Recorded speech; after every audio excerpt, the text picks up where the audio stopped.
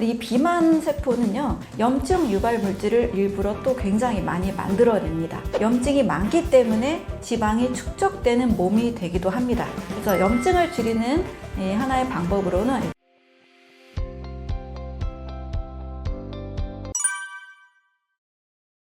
비만과 염증은 너무나 유사한 관련성이 있습니다. 일단 비만하다는 것은요, 체중이 증가한 건데 체중 중에서도 지방세포가 증가한 거죠. 지방의 양이 많은 상태가 비만이 됩니다. 근육의 양이 너무 많아서 비만하다 이런 말은 저희가 사용하지 않잖아요.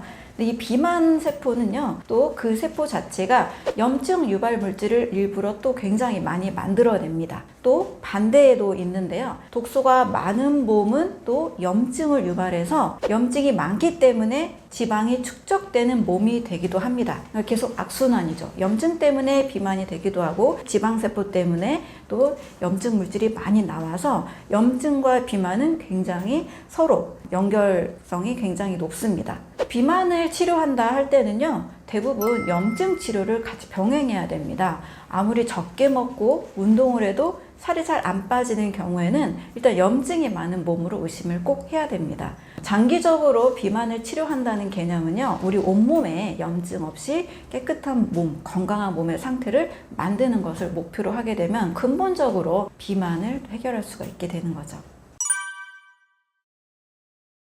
일단 염증 유발의 상태는요, 독소가 많은 상태라고 볼 수 있습니다. 현대인들의 좀 식사 패턴을 좀 보면 손쉽게 우리가 먹을 수 있는 식사로 선택하는 음식이 밥이나 빵이나 면이나 이런 또 떡 종류, 디저트, 케이크, 간식들을 많이 먹게 되는데요. 합성 가공하고 또 정제한 탄수화물을 많이 먹으면 먹을수록 우리 몸에서는 혈당이 올라가게 되고 이 당은 또 지방으로 또 저장이 됩니다. 또 우리가 손쉽게 먹는 많은 음식들은 지방산의 비율이 많이 깨져 있습니다.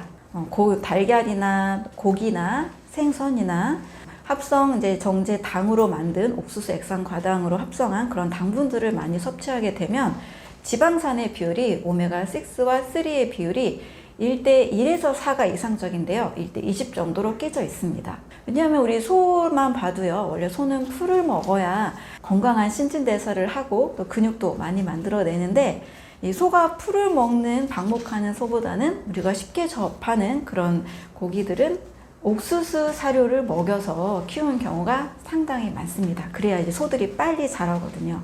근데 옥수수는 오메가6 지방산이 많아서 소가 이것을 과식하게 되면 소의 몸 자체에 이미 그 오메가6 지방산의 비율이 깨져 있습니다.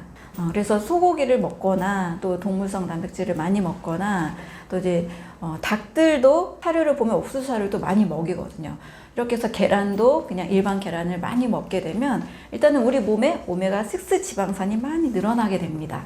염증이 많은 분들, 아토피나 알레르기, 크론병 이런 질환이 있는 분들은 3와 6의 비율이 1대20 이상으로 많이 깨져 있는데요. 이럴 때는 오메가6 지방산인 아라키돈산의 이 대사에 의해서 염증이 많이 유발되는 몸으로 바뀌게 됩니다. 그리고 일반적으로 그냥 튀긴 음식들이 있잖아요. 이 튀긴 음식도 콩기름이나 옥수수유나 각종 그런 일반 식당에서 사용하는 그런 기름들은 오메가3보다는 6가 많은 기름들이 많습니다. 반대로 올리브오일이나 들기름 이런 기름들은 오메가3가 좀 더 많은데요. 하지만 이런 건강한 기름보다는 건강하지 않은 기름을 먹게 되다 보니까 오메가6가 늘어나고 염증이 많아지게 되는 거죠. 그래서 염증을 줄이는 하나의 방법으로는 일단 당분 섭취, 정제 당분 섭취를 줄이고 또 오메가6 지방산 섭취를 줄이는 방법이 될 수 있습니다. 또 염증을 또 대할 때는 우리 몸에서 백혈구 같은 이런 면역 세포들이 활발하게 잘 움직여주고 건강한 대사를 하면 면역의 균형이 잘 맞춰지는데요. 면역 세포들, 백혈구 같은 세포들에게는 비타민이나 식물 영양소, 식물에서 나오는 다양한 항산화 성분 있죠. 이런 영양소들이 면역력을 올려줍니다. 그래서 신선한 과일과 채소, 견과류, 씨앗류 이런 음식들이 우리 몸의 염증을 줄여주는 음식이라고 할 수 있습니다. 우리 몸은 마땅히 휴식 기간을 필요로 합니다. 학생도 24시간 공부할 수가 없고 일하시는 직장인도 또 집에서 일하는 주부분들도 24시간 일하는 분은 아무도 없잖아요. 우리가 일할 땐 일하고 공부할 땐 공부하고 또 쉴 때 쉬어야 됩니다. 이 쉬는 동안에 재충전을 하잖아요. 몸이 쉬면서. 마찬가지로 우리가 소화기도 또 다른 장기들도 휴식이 필요합니다. 특히 우리는 꼭 건강을 위해서는 뭘 먹어야 될까? 꼭 먹는 것만 집중하기 쉬운데요. 휴식도 굉장히 중요합니다. 소화기가 제대로 휴식을 취하지 못하면 소화기는 소화 효소를 잘 만들어내서 소화시키는 이런 일련의 모든 과정을 통해서 우리 생명 유지에 꼭 필요한 에너지를 만들어야 되잖아요. 근데 이 에너지를 생산하는 가장 중요한 기관이 소화기인데요. 쉬지 못하면 에너지를 잘 만들지 못하겠죠. 그래서 소화 효소 공급도 제대로 잘 되지 않을 수 있고 또 에너지를 만들어내는 이 세포의 기능들, 미토콘드리아 이런 기능들이 잘 이루어지지 않을 수 있습니다. 그래서 소화기의 휴식 시간을 갖는 측면에서 매우 중요합니다. 또 우리 몸이 저는 재생의 시간, 이것도 매우 중요하게 이야기를 하는데요. 저녁 8시까지 식사를 마치고 다음날 새벽 4시까지는 우리 몸이 합성하는 그런 동화주기입니다.